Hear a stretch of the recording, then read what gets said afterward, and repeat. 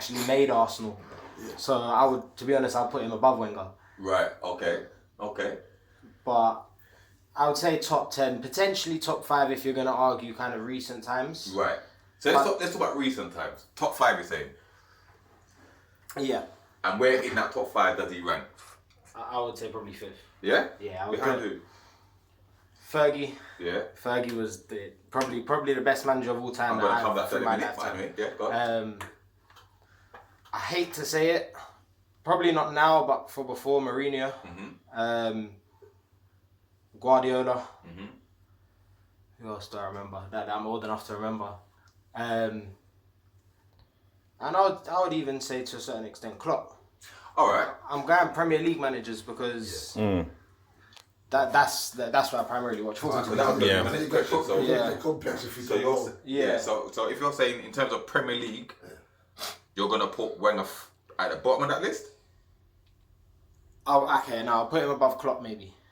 All right. So you go Fergie, Mourinho, Pep, then Wenger, then Klopp. And then Klopp. Yeah. All right. So we can just take this up for a little bit anyway. So my opinion is, in terms of Prem legacy, I have Fergie, I'd have Wenger, then I'd have Pep, then Mourinho, then Klopp. Yeah, currently. Yeah. Now, in terms of greatest manager of all time, I'm talking like in our era kind of thing. I wouldn't necessarily have Fergie at number 1. The reason why, is because yes, he's won so many Premier League titles and he's the Premier League boss and that. But if you manage Manchester United for 20 odd years and you've won 2 Champions Leagues, that has to go against your name. Because Pep has been managing for what, 10 years? Say 15, 14 years or whatever it is, yeah? And he's only won 2 with the same club, like Fergie has. Never lost a Champions League final. No, sorry, he's lost 1 now. Lost 1. Fergie's lost 2 and won 2. So he's won as many as he's lost. And the fact that Manchester United, of all their dominance, they didn't have many challenges in that time. They only really had 1 each time, really. Yeah. And the fact that, I don't care, nobody says, after a while, he had the FA and the Premier League in his back pocket. 100%. Yeah? 100%. Back pocket. And people talk about, Man United never spent blah blah, because Pep spent. Man United spent a lot of money on superstars. The only person I've seen, Man United person that I've seen state that fact is Rio Ferdinand. He said they've made world record buys time after time after time. Yeah? Yes, he did this type of class of 92, whatever. But that doesn't necessarily put him in because everyone puts him in a league of his own as the greatest of all time. I don't necessarily believe that. Yeah? I think when you look at Ancelotti's amount of Champions Leagues that he's won, you look at what Capello's done, Lippi's done, and then if you look at modern day, even what Mourinho's done and what Pep's done, had Fergie been against Mourinho, Pep and Klopp at the same time, I'm not so sure. Yeah?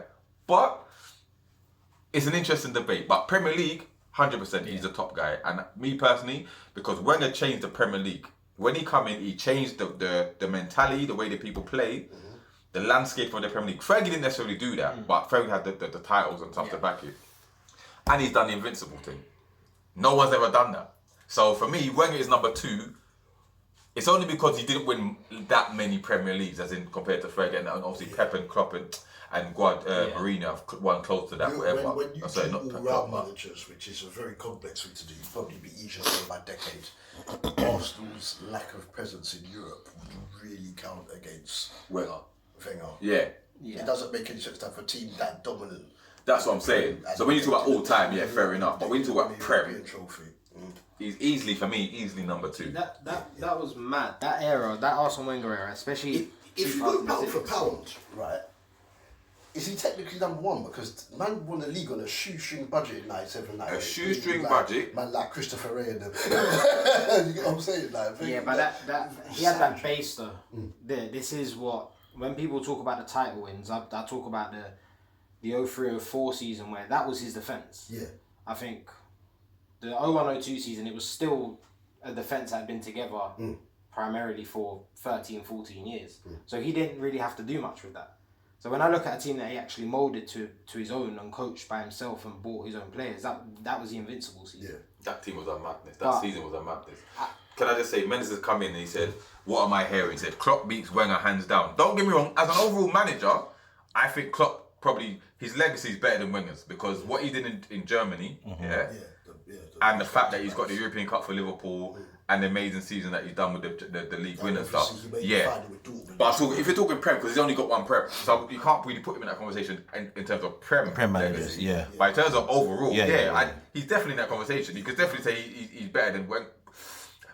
Arguably better than Wenger because he's won the Champions League. Yeah, I was going to say it's not given. It's not given, but I think there's an argument. Yeah, there is an argument there. But get the tweets coming in. Use the hashtag Footy on top at DD Footy Factory. The light should be blowing. People are always complaining because of the lack of appearances of Goliath, of the lack of Arsenal representation. You've got a knowledgeable Arsenal fan in that. You better make some noise. Yeah, I'm sick of y'all crying in the comments on the Twitter.